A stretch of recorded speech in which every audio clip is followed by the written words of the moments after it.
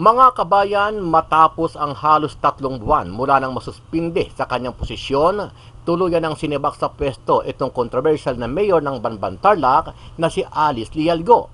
Ayon sa ombudsman, napatunayang guilty itong si Goo dahil sa napakaraming ebidensya na may koneksyon siya sa illegal na Pogo Hub sa Banban Tarlac. Dahil dito wala siyang matatanggap na kahit anumang separation pay mula sa gobyerno at habang buhay na rin siya nga walang karapatang tumakbo sa alinmang posisyon sa pamahalaan. Maliban dyan, naghain din ng subpina mula naman sa COMELEC kaugnay naman sa panibagong kaso at ito ay may kaugnayan sa pagsisinungaling at panluloko ni Goo sa kanyang tunay na pagkakakilanlan nung naghain siya ng Certificate of Candidacy para tumakbong mayor ng Banban Tarlac at ito ay isinilbi ng ahensya sa farm ni Goo kung saan ay tinanggap ito ng kanyang katiwala sa farm. Yung tao na nagbukas ng pintuan para sa atin kanina, wala siyang authority, ayaw niyang banggitin ng kanyang pangalan para tanggapin. Pero tinanggap pa rin niya for the purpose lang na ma-accomplish yung pag-serve natin ng subpoena para sa respondent. Matapos ang pagsilbi ng subpina sa bahay ni Goo, agad naman na nagtungo ang COMELEC sa munisipyo ng Banban Tarlac para doon isilbi ang isa pang kopya ng subpina. Actually, hindi na po kami tumatanggap ng mga subpoena from For the mayor. Oo, for the mayor. Tinanggap po namin para may copy lang siguro kami dito. Pero hindi po kasi talaga namin alam kung asan si Mayora. Ayon kay COMELEC Chairman George Garcia, patuloy pa rin sila sa paghahabol at pagsasampa ng reklamo laban dito kay Mayor Alice Goo dahil malaking kasalanan at pananagutan aniya ang ginawa ni Mayor Goo sa kanilang ahensya, kaya hindi ito dapat palampasin at pamarisan ng iba pa. Kahapon nga po nagsilbi ang ating pong law department ng subpoena sa ating pong mayor ng Banban, si Mayor Alice Goo, at ito po'y tinanggap naman ng isang sekretaryo doon sa mismong opisina ng mayor. Bagamat kahapon nga po, tama kayo, ay may lumabas na desisyon ng ating Office of the Ombudsman na sinasabing siya ay tanggal sa kanyang posisyon. Ito po'y walang epekto, Momo Dennis, sa ating pong kaso sapagkat kasong kriminal po yung nasa amin. Yung tinatawag na misrepresentation na kung saan sa ating palagay, bawas sa palagay ng law department namin, ay merong pagsisinungaling doon sa kanyang Certificate of Candidacy. At yan po yung nililitis dito ngayon sa COMELEC at hihintayin po natin yung 10 araw mula kahapon kung siya ay tutugon sa pagsasubmit ng tinatawag na sagot o counter affidavit.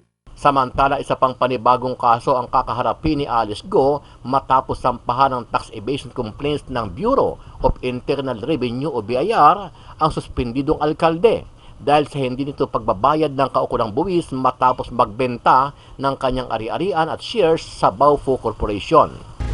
Ito ay may kinalaman dun sa Baofu na corporation dahil kasi nakita natin na sinabi niya na binenta daw niya ang shares niya dito sa korporasyon na ito at nakita natin din na hindi bayad ang buwis patungkol dito sa pagta-transfer ng shares niya na to, kaya malinaw na may kasong tax evasion.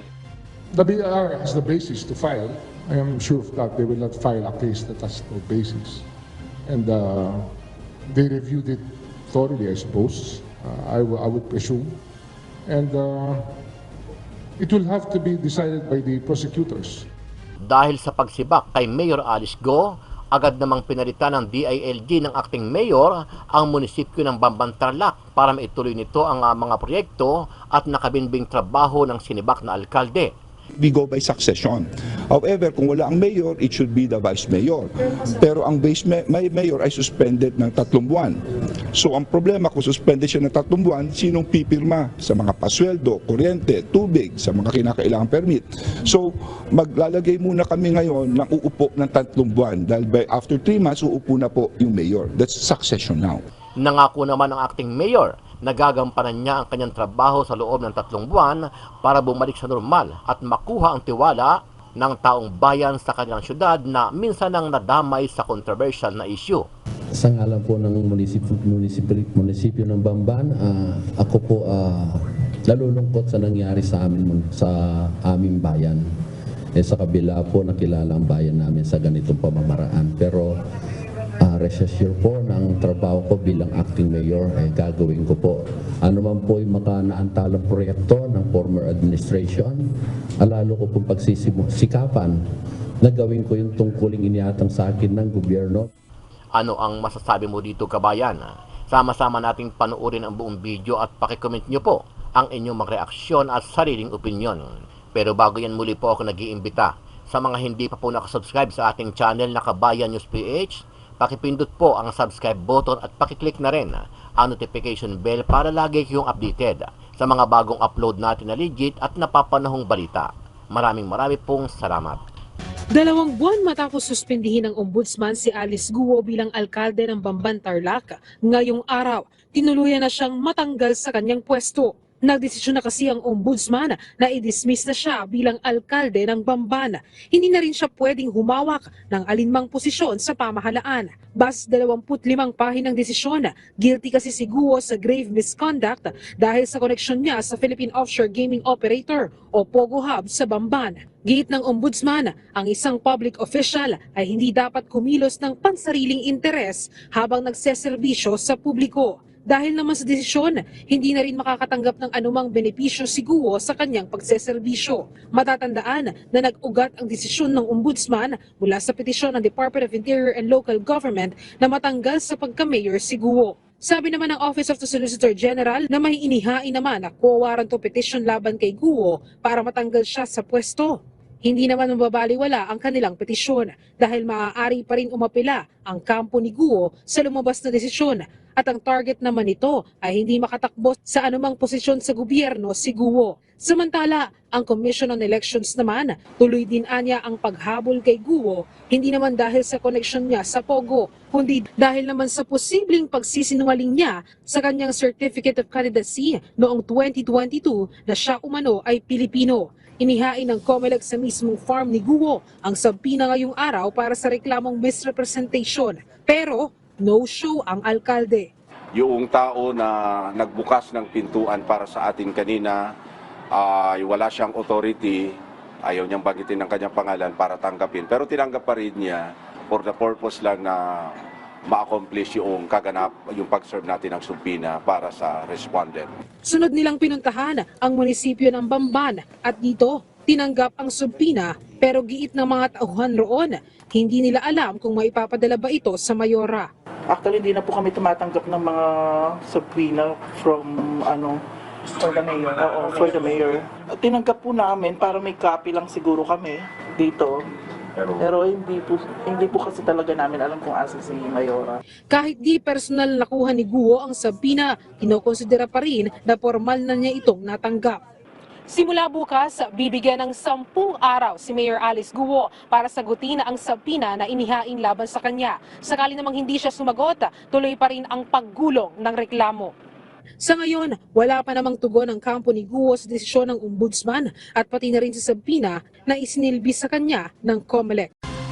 May panibagong reklamo namang kakaharapin ang napatalsik na alkalde ng Bamban, Tarlac na si Alice Guo matapos sampahan ng tax evasion complaint ng Bureau of Internal Revenue kahapon August 14. Ayon sa BIR, dahil umano ito sa hindi nito pagbabayad ng kaukulang buwis nang magbenta ng share sa Baofu Corporation sa negosyanteng si Jack Uy. Damay si Uy sa kaparehong reklamo at ang corporate secretary ng Baofu dahil naman umano sa bigong pagre-report ng hindi paghahain at pagbabayad ng capital gains tax at documentary stamp tax returns ni Guo. Ayon sa DOJ, dadaan ito sa pagsusuri ng kanilang mga piskal.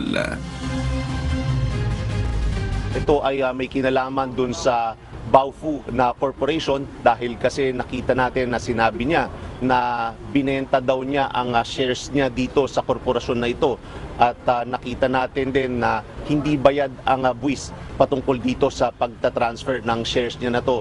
Kaya malinaw na may kasong tax evasion. The BIR has the basis to file. I am sure that they will not file a case that has no basis. And they reviewed it thoroughly, I suppose. I would presume. And it will have to be decided by the prosecutors.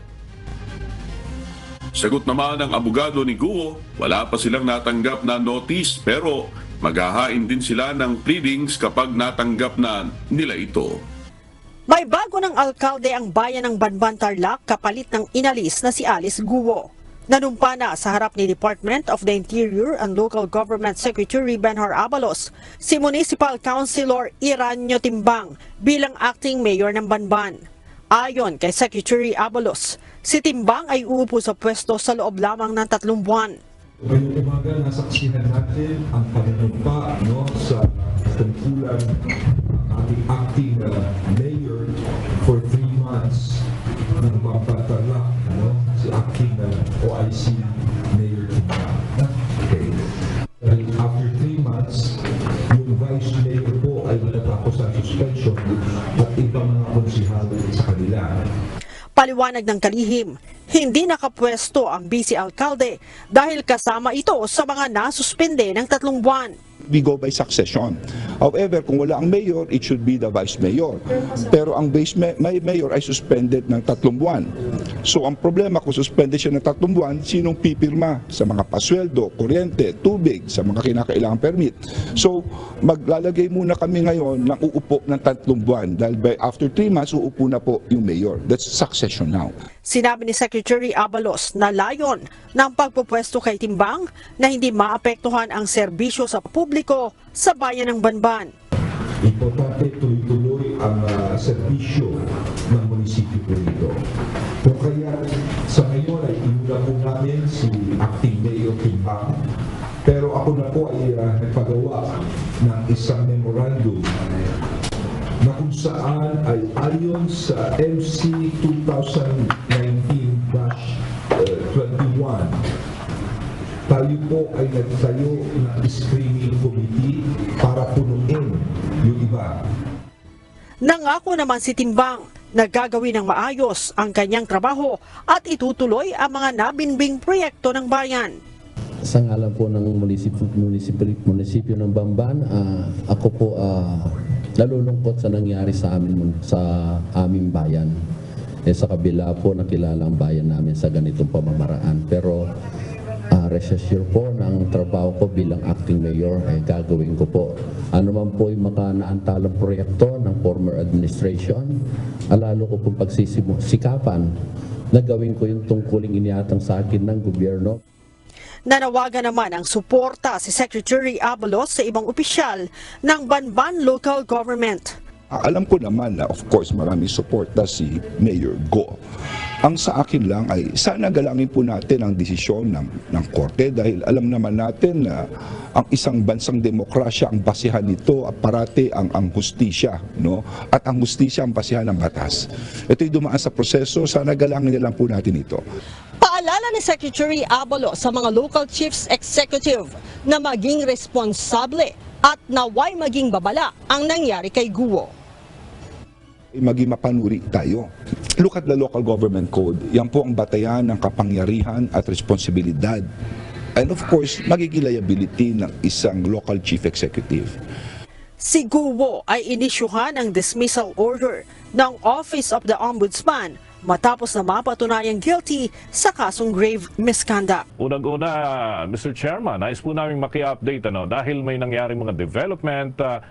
Ano na po ang kahihinatnan doon sa investigasyon ng full body dito ngayon ay dismiss na Bamban Mayor Alice Go.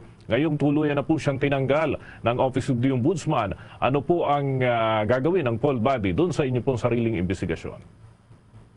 Bombo Dennis, kahapon nga po nagsilbi ang ating pong law department ng Sabina sa ating pong mayor ng Banban, si Mayor Alice Go. At ito po'y tinanggap naman ng isang sekretaryo doon sa mismong opisina ng mayor. Bagamat kahapon nga po, tama kayo, ay nilumabas na desisyon ng ating Office of the Ombudsman na sinasabing siya ay tanggal sa kanyang posisyon. Ito po'y walang epekto, Bombo Dennis, sa ating pong kaso sapagkat kasong kriminal po yung nasa amin. Yung tinatawag na misrepresentation na kung saan sa ating palagay, bawas sa palagay ng law department namin, ay merong pagsisinungaling doon sa kanyang certificate of candidacy. At yan po yung nililitis dito ngayon sa COMELEC at hihintayin po natin yung 10 araw mula kahapon kung siya ay tutugon sa pagsasubmit ng tinatawag na sagot o counter affidavit. Okay, Mr. Chairman, may tsansa pa rin ba ang kahintulad po ng sitwasyon ni dismissed Mayor Alice Go na makapag-file pa ng Certificate of Candidacy sa mga future elections sa bilang abogado at bilang pinuno ng Commission on Elections? Ano po ang inyong masasabi rito? Bobo Dennis, gusto ko pong alamin kung ano ang pinaka-wordings ng ating pong Office of the Ombudsman sa kanilang desisyon. Siya ba ay perpetually disqualified to hold public office? Siya ba ay remove lang from office? Ibig sabihin, pagkakasi remove, Bobo Dennis, para sa term lang na ito 2022 to 2025 O kung siya ba ay perpetually disqualified to hold public office, whether appointed or elective position. So yan po aalamin natin sapagkat magkaiba po ang implikasyon ng dalawang yan. Sapagkat kung sakasakali po, sasabihin na hindi pa naman pinal ang desisyon ng Office of the Ombudsman, meron din po kami laging pinapatupad na patakaran na kahit na nakaapila pa yung desisyon ng Office of the Ombudsman sa Court of Appeals hanggat walang restraining order, ay amin po kaagad pinapatupad yung kanilang desisyon na kung sakaling perpetual disqualification, ay hindi po makakatakbo yung kandidato. Okay, Mr. Chairman, ang aking katandem dito si Bombo Everly. Meron din pong katanungan. Bombo Ever, with your questions. Okay. Chairman, matapos nga po itong kaso ni Alice Lialgo, meron po bang gagawin na revision o pagbabago ngayon ang Commission on Elections sa inyo pong mga pinapatupad na patakaran para po yan sa paghahain ng Certificate of Candidacy para po sa 2025 elections? Bobo Everly, bagamat nararapat na at napapanahon na talaga na baguhin yung ating mga patakaran sa pagpa-file ng Certificate of Candidacy at yung mga nilalaman nito at yung mga iba pang panuntunan patungkol dito. Gaya lang po, tali po kasi ang kamay ng inyong Commission on Elections sapagkat tatandaan po natin, kami po ay tagapagpatupad lamang ng batas, wala po kaming kapangyarihang gumawa ng batas at kung ano yung mga pagdadagdag halimbawa o idadagdag dapat sa ating po Certificate of Candidacy o sa mismong filing, yan po ay kakailanganing malagay sa isang batas po, Bobo Everly, at hindi po pwedeng COMELEC dahil pagka po kami ang gumawa niyan, mag-usurp po kami o amin pong magte-trespass kami doon sa mismong jurisdiction ng ating Kongreso na gumawa po ng batas. Kaya medyo napaka-careful po natin. Kaya lang po, ang ginawa na lang natin, base po sa ating karanasan na ito ngayon kay Mayor Alice Go at yung mga, yung mga nakapaikot na mga issues tungkol sa kanya, lahat po ng Certificates of Candidacy ng lahat ng kandidato sa darating na 2025, amin pong ilalabas sa ating pong website para po maging public, para malaman ng mga kababayan natin sino yung kumakandidato, anong pinanggalingan niya, bakit niya sinasabing siya ay citizen ng Pilipinas, bakit niya sinasabing siya ay nakatira dito sa lugar na ito ng ganito na katagal. So yan po ay mga requirement mismo ng batas na hindi naman dapat ililihim ng mga kandidato. Yan po ay aming ilalabas kahit pa kalahating milyon ng kandidato sa buong Pilipinas. Alright. Sa iba naman pong malaking issue pa ngayon, COMELEC Chairman Garcia, ano naman po yung magiging papel ng COMELEC dito nga po sa kinakaharap na kaso ng Smartmatic at ni dating Chairman Bautista sa Amerika na kasalukuyan nga sa akin pong pagkakaalam, naglunsad na rin po kayo ng inyo pong investigasyon dito, Chairman?